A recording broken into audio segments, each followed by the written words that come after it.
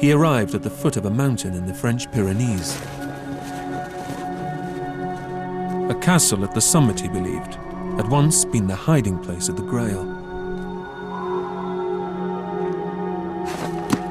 Otto Rahn, like the fictional Indy in The Last Crusade, was prepared to follow the clues wherever they took him. But his search for the Grail would plunge him headlong into a clash with Europe's deadliest menace, the Nazis.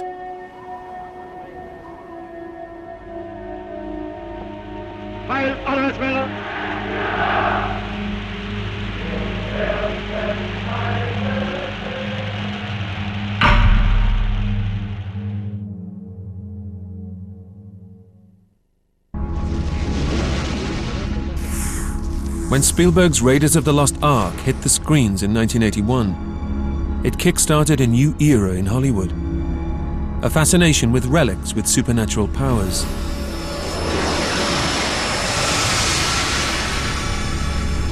Most potent of these would be the Holy Grail.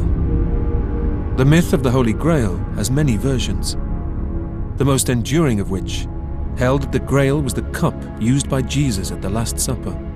According to legend, the Grail was now hidden in a secret location and possessed miraculous powers. In the early 1930s, a soft-spoken young intellectual, Otto Rahn, was following clues that he believed would reveal the Grail's last hiding place.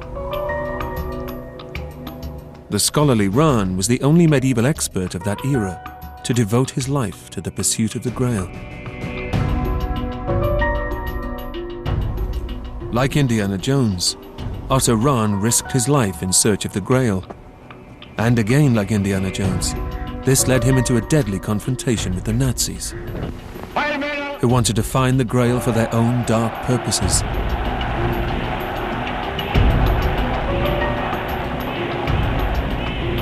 The Holy Grail was tinged with an air of mystery, because it had always been, to some extent, hovering outside the Christian Orthodox tradition.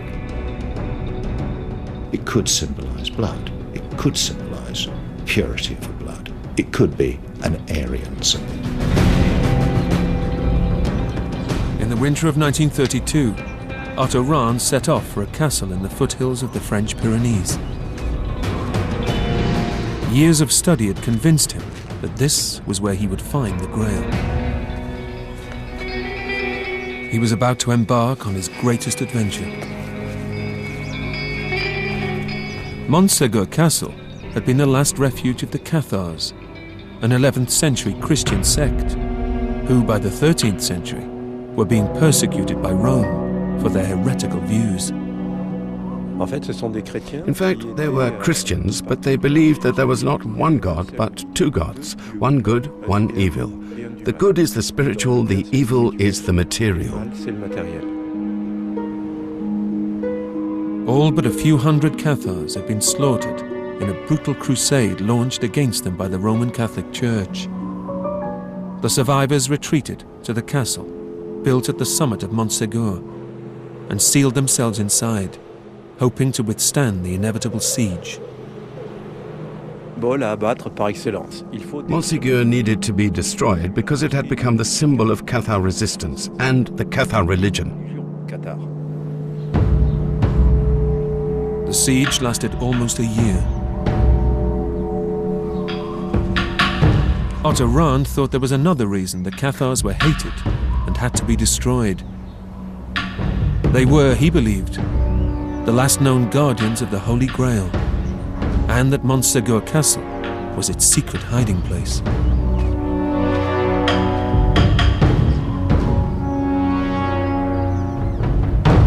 What we know of Otto Rahn is that he arrives here in the 1930s.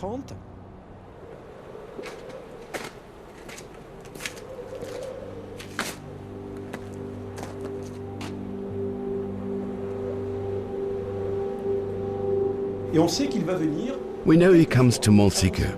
We know there are some people, old people, in the village of Montségur who remember him coming here. He slept in Montségur, and he came here to this very courtyard.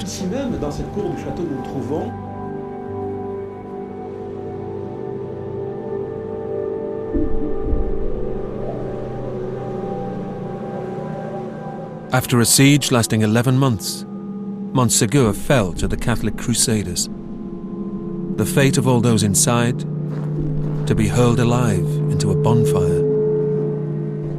But before they met this grisly fate, the Cathars begged for a 15-day stay of execution, which was granted. Otto Rahn believed they were buying themselves time. Par rapport à cette période de répit, c'est que pendant We cette know a quinzaine few de things that went on jours, at this eh time. bien, ces 4 hommes 4 men accept a mission from the Cathar clergy. par le clergé cathare. First, we know that these Cathars escaped from Montségur Castle at night. We know that they climbed down a cliff. Deuxièmement, Second, they hide for several days under the castle. And third, these escapees take with them a bag carried on the shoulder of a man, according to the documents. What was these men's mission? Why 4 men and no others? And most important, what did the Cathars carry in that famous bag?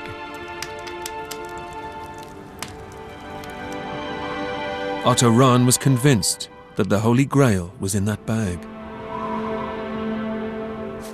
He set out to follow a trail that he hoped would lead him to the final resting place of the Grail. Otto Rahn's own account of this journey described how he was accompanied by a loyal manservant, a Senegalese called Habdou.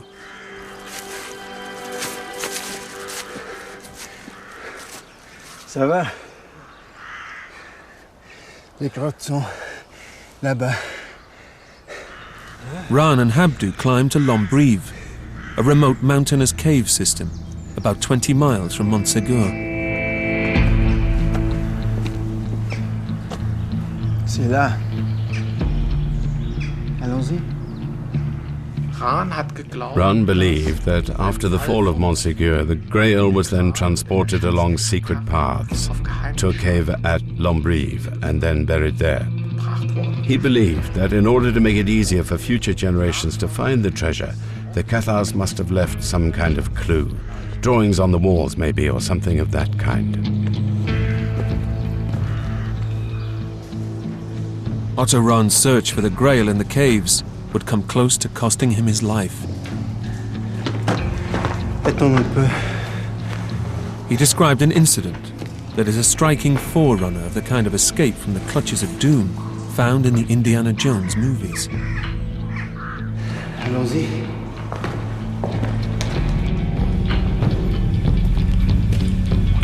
Whatever secret was hidden in there was not about to be given up.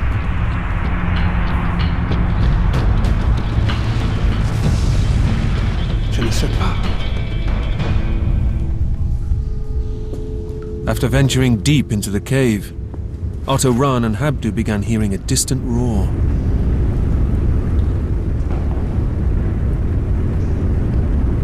It was the sound of an underground flood racing towards them. They were forced to run for their lives.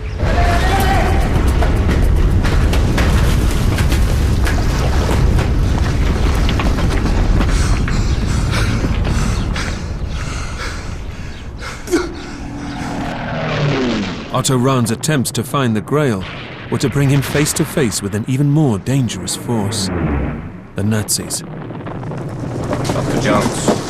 Yes? I will take the book now. In the Indiana Jones movies, the Nazis are portrayed as comically stupid. And they invariably get their comeuppance. They make great bad guys. You can kind of kill them with impunity. Nobody's going to be sticking up for Nazi rights. They're easy to identify. You know, the iconography is just incredibly striking. You just flash up a swastika and you know who you're dealing with.